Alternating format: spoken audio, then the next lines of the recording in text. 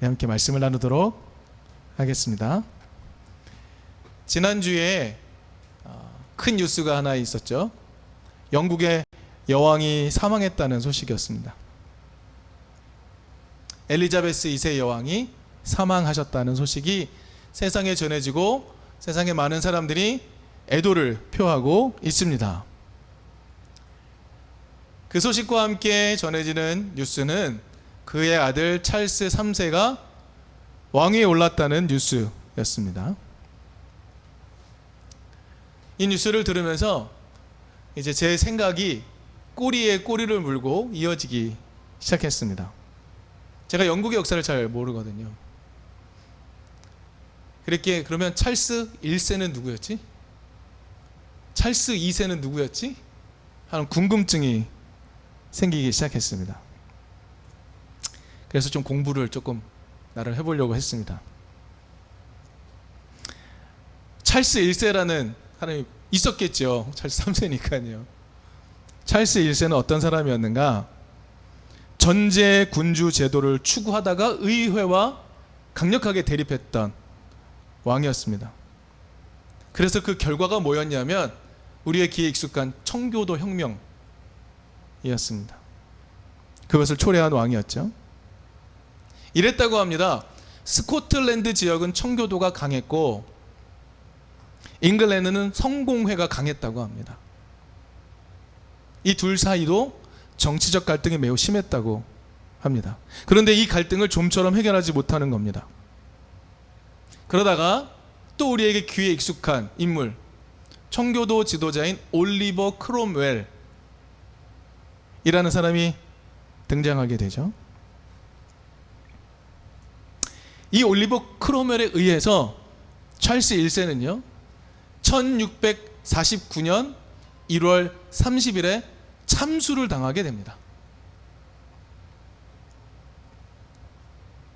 그런데요, 영국은요 왕정을 끝냈으면 공화정으로 넘어가는 수순이 필요하잖아요. 그런데 크롬웰의 힘이 엄청나게 강한 겁니다. 그래서 올리버 크롬웰이 거의 독재와 마찬가지의 정치를 하기 시작을 하는 겁니다. 이런 현상이 곧바로 나타나기 시작한 거죠. 그랬더니 이러한 크롬웰의 모습에 강력하게 반대한 세력들이 등장하게 되고 그 중에 하나의 큰 축이 스코틀랜드였습니다. 그래서 스코틀랜드는요 1949년 같은 해 2월 5일에 찰스 1세의 아들인 찰스 2세를 다시 왕으로 추대를 합니다. 그런데 올리버 크롬웰이 있으니 그의 힘이 얼마나 강했겠습니까?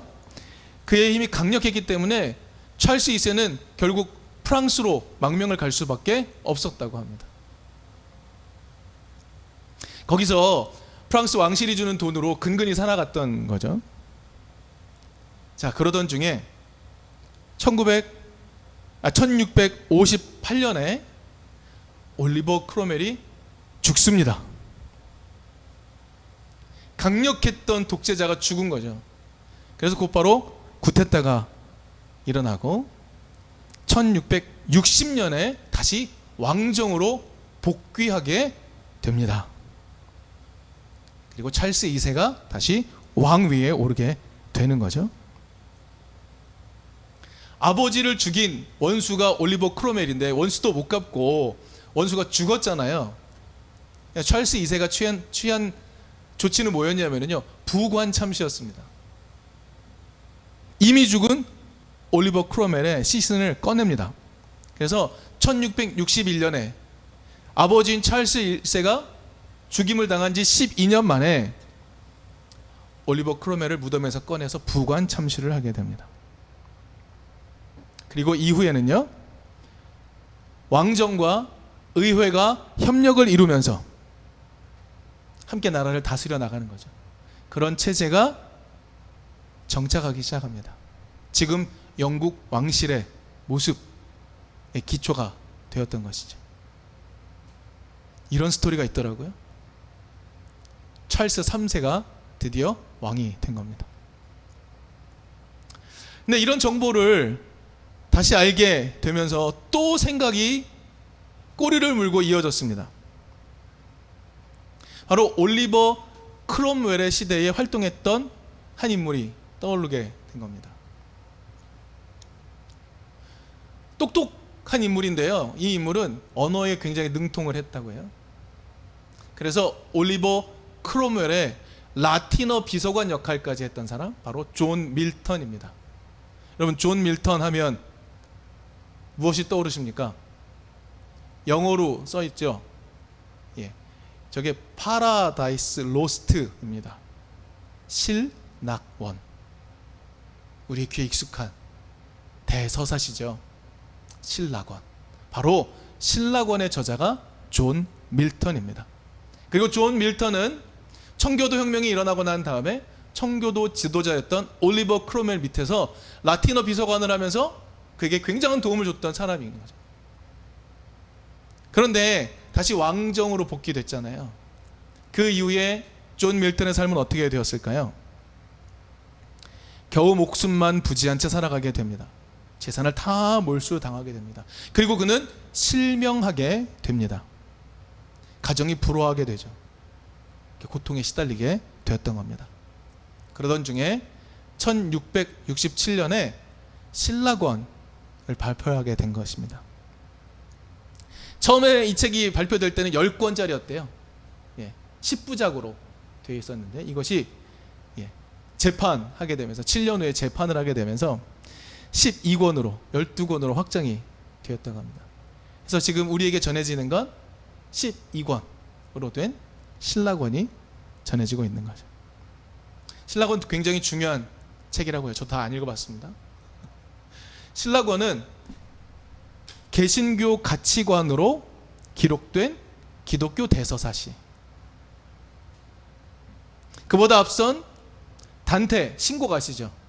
단테의 신곡은 가톨릭 세계관을 바탕으로 기록이 된 기독교 대서사시라는 평가를 받는 거죠. 그래서 존 밀턴은 신락원 이후에 정말 당대 영국의 대문호로 인정받게 됩니다. 그런데요, 오늘 우리가 나눌 이야기는 바로 이 신락원에 관한 이야기입니다.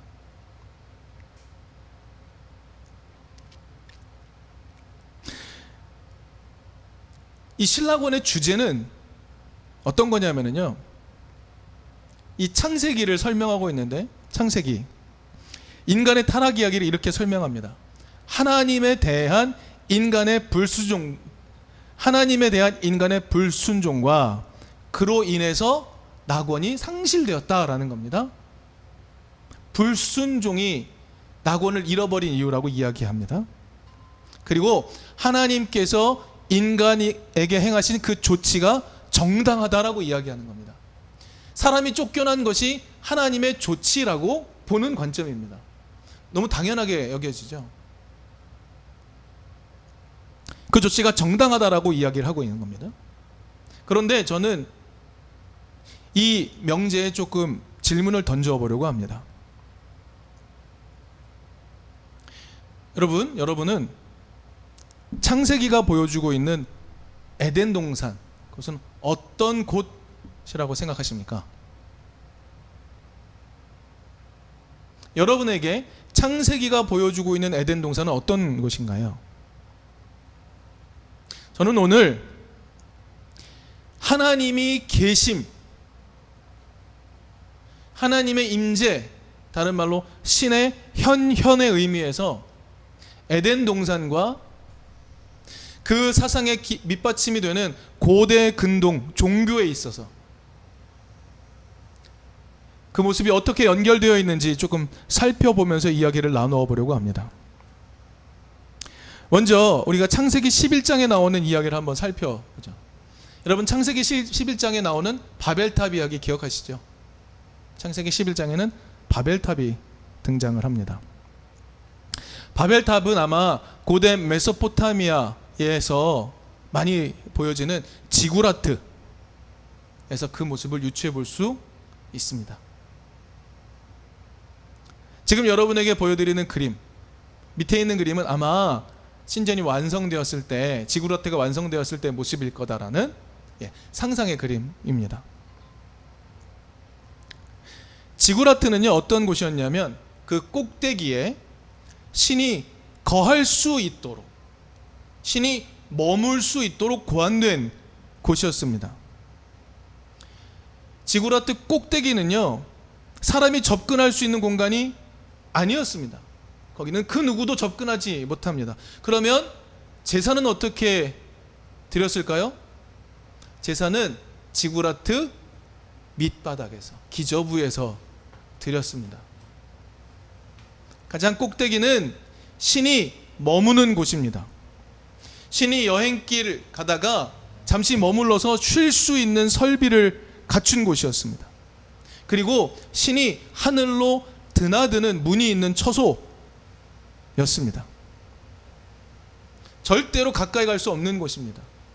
그랬기에 사람들은 그 밑바닥에서 그 신에게 예물을 바치고 제물을 바치고 그 꼭대기 위에 신이 강림하기를 간절히 바랐던 것입니다. 그런 관점을 놓고 좀 생각을 해볼 때 바벨탑은 어떤 곳이었을까요? 바벨탑은 사람들이 하늘로 올라가기 위해 세워진 것이었을까요? 어떻게 보아야 할까요? 그런 것이 아니었던 것 같습니다. 오히려 신이 내려오기를 바라며 건축한 것이라고 볼 수 있습니다. 바벨탑은요, 이겁니다. 땅에 하늘을 건립하는 거죠. 좀 더 높이 쌓으면 쌓을수록 신이 자신들에게 더 쉽게 다가올 수 있다라고 생각을 하는 것입니다. 바벨탑은 그 자체로 신의 임재를 기대하며 만들어지는 곳, 신의 현현을 기대하며 만들어지는 곳이죠. 신을 만나는 곳입니다. 물론 신은 저 꼭대기에 있고 나는 이 밑바닥에 있지만 그래도 신을 조금이라도 더 가까이 끌어당길 수 있는 것이 바로 바벨탑인 거죠. 그런데 여기 중요한 것이 하나 있습니다. 그 탑을 높이 쌓기 위해서 인간을 갈아 넣어야지만 신을 겨우 끌어당길 수 있는 겁니다. 인간의 살과 뼈와 노동을 갈아 넣어야만 신을 끌어당길 수 있는 곳, 그런 곳이죠. 그런데 에덴 동산은 어떤 곳입니까? 에덴 동산의 모습을 한번 그려볼까요? 방금 말씀드린 것처럼 고대 근동의 사상을 염두에 둘 때 에덴 동산은 과연 사람을 위한 곳이었을까요? 신이 임재하는 그곳은 사람을 위한 곳이었을까요? 좀 더 엄밀히 말하면 하나님의 정원이었습니다. 에덴 동산은 당시의 고대 근동 사상에 비추어 볼 때도 사람을 위한 정원이 아니라 하나님이 나타나 거니시는 하나님의 정원이라는 사실을 우리는 인정할 필요가 있습니다. 그래서 여러분 창세기를 꼼꼼히 읽어보시면요, 사람이 창조되기 전부터 에덴 동산은 하나님의 임재로 가득 찬 곳이었습니다. 고대 근동의 여러 신전과 그 모습들, 그 사상들을 조금 살펴보면요, 신이 임재한다라는 것을 상징하는 표현이 하나 등장합니다. 매우 중요한 표현입니다. 그것은 뭐냐면 생명의 물이 흘러 넘쳐 나온다라는 것입니다. 생명의 물이 흘러 넘쳐 나온다. 그래서 고대 근동의 많은 신전들은요, 샘 근원 위에 지어지기도 했다고 해요. 창세기 2장 10절, 11절 보면 이런 이야기가 나옵니다. 강 하나가 에덴에서 흘러나와서 동산을 적시고 에덴을 지나서는 네 줄기로 갈라져서 네 강을 이루었다. 창세기의 내용도 당시 고대 근동이 갖고 있는 신의 임재, 신의 현현의 상징, 그것을 그대로 갖고 있습니다. 맞습니다. 에덴 동산은 생명의 샘, 생명의 물이 흘러나오는 곳이었습니다. 그럼 그곳은 어떤 곳입니까? 신이 임재하는 곳입니다. 신이 현현하는 것입니다. 에덴 동산은 원래 하나님의 정원입니다. 하나님이 그렇게 만드신 겁니다. 그런데 창세기는 여기서 그치지 않죠. 창세기는 하나님이 계신 그곳, 물이 넘쳐나고 온갖 생명이 살아 숨쉬고 있는 그곳을 사람에게 내어줍니다. 하나님이 계실 때에 그 동산은 생명력이 넘쳐났습니다. 생명의 물이 강같이 온 사방으로 흘러넘치고 온갖 생명이 마음껏 살 수 있는 곳이었습니다. 그런데 하나님은 그 정원에 사람을 초대하신 겁니다.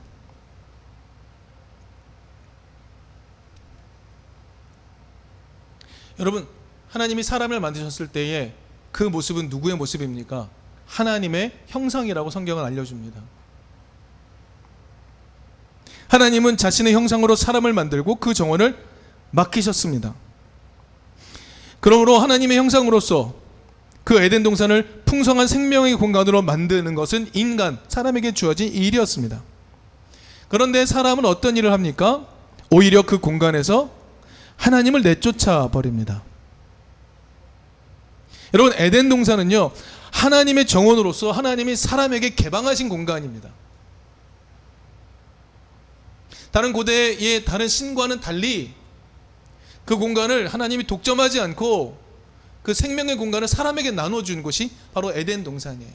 바벨탑은 신을 만나기 위해 그 거리감이 있음에도 불구하고 그 신을 만나기 위해 신을 끌어당기는 곳이었죠. 신을 가까이서 만날 수 없는 곳이 바벨탑입니다.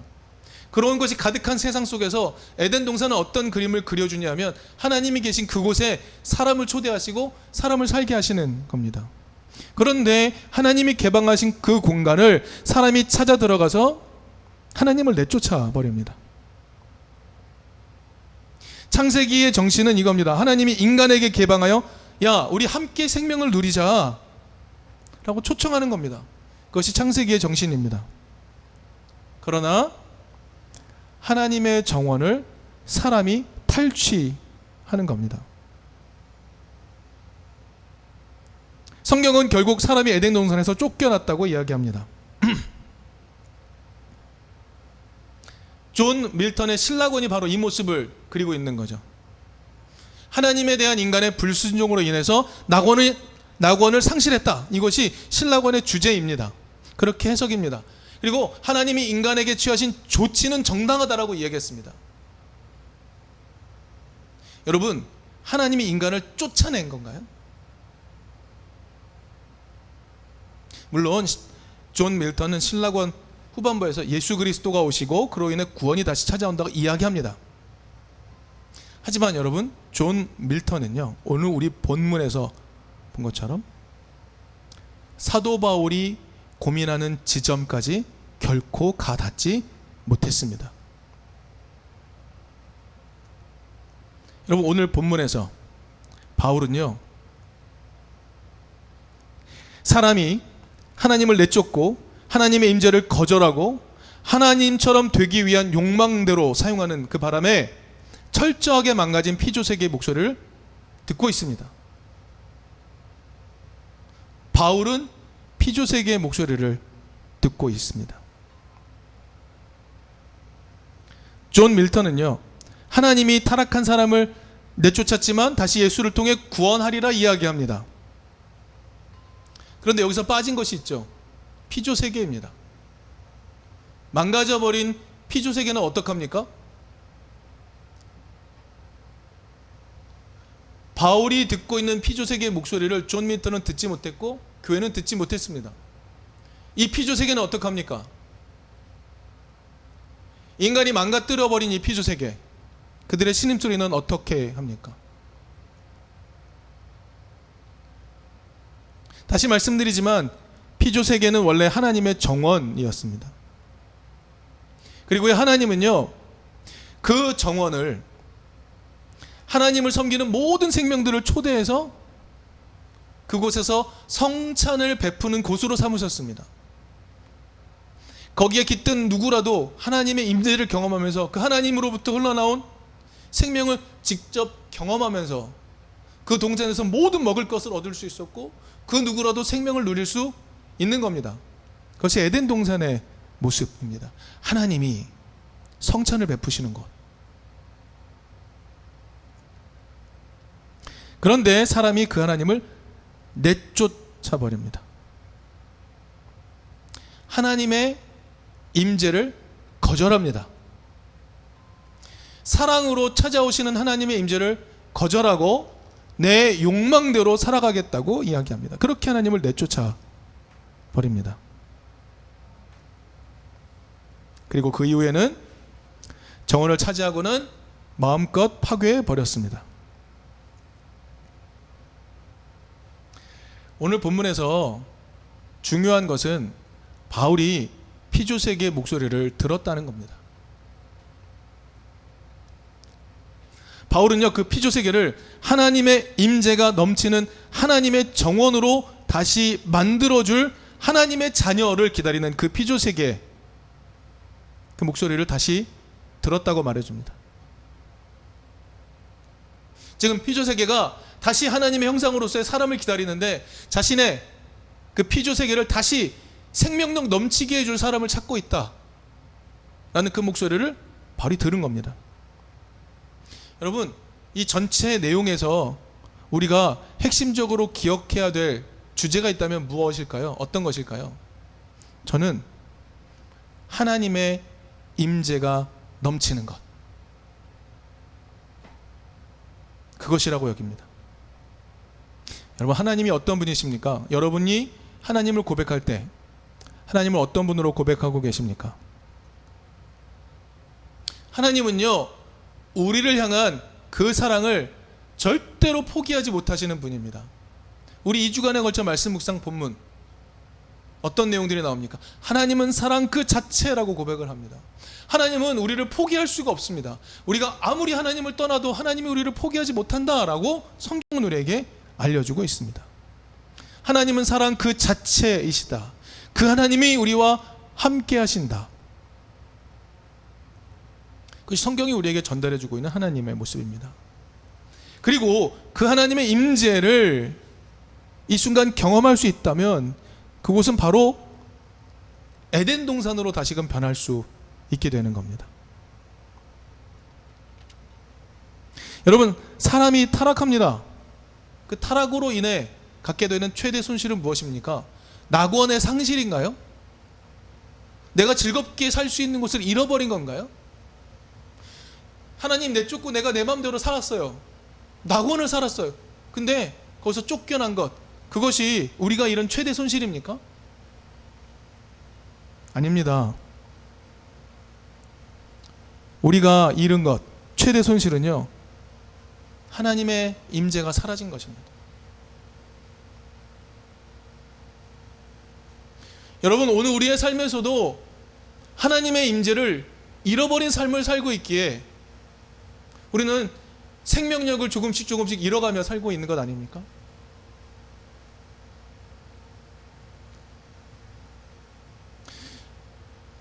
우리가 기후위기 걷기 기도에도 참여하게 되고 우리 9월 24일에 있을 기후 정의 행동에도 참여하려고 합니다. 네, 피조세계를 정말 기계적으로 다시 회복하는 것 매우 중요한 것으로 보입니다. 네, 매우 중요하고 시급한 일입니다. 하지만 그게 다일까요? 여러분, 기독인은 거기서 멈출 수 없습니다. 하나님이 하나님의 정원, 그것을 다시 거니시면서 우리와 만나주시는 그 경험까지 추구해야 되지 않을까요? 여러분, 주일 예배는 그런 시간이 될 수 있습니다. 주일 예배는 우리가 하나님의 임재를 경험하고 생명력이 회복되는 그런 시간과 장소가 될 수 있습니다. 내 가정, 내 삶의 자리, 내 직장도 그런 것이 될 수 있습니다. 우리가 하나님의 사랑을 본받아 하나님의 사랑에 합당하게 살아가는 모습을 세상에 보여줌으로, 그것이 생명력 넘치게 함으로 그것이 하나님이 임재하시는 하나님의 정원으로 만들어갈 수 있습니다. 거기까지 추구해야 되지 않을까요? 여러분, 여러분의 삶에서 하나님의 충만한 임재를 경험해 본 것이 언제입니까?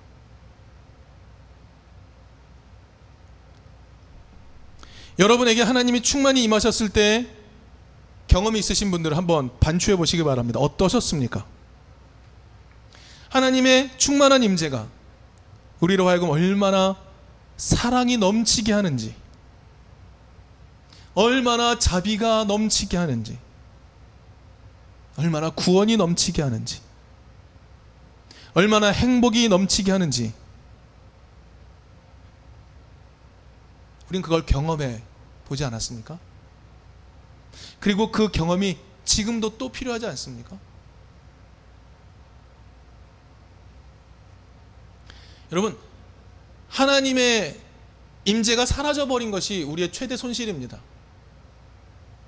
하나님의 정원을 내 마음대로 차지해버리고 하나님을 내쫓아버린 것, 그것이 최대의 손실입니다. 그래서 우리는 다시 하나님을 하나님의 정원으로, 그 하나님의 정원을 다시 돌려드려야 됩니다. 그리고 그 정원에서는 오직 사랑 그 자체의 삶으로 살아가야 합니다. 자비 그 자체의 삶으로 살아가야 합니다. 여러분, 그 경험이 누적이 되면요, 우리는 피조세계의 신음을 조금 더 잘 들을 수 있을 겁니다.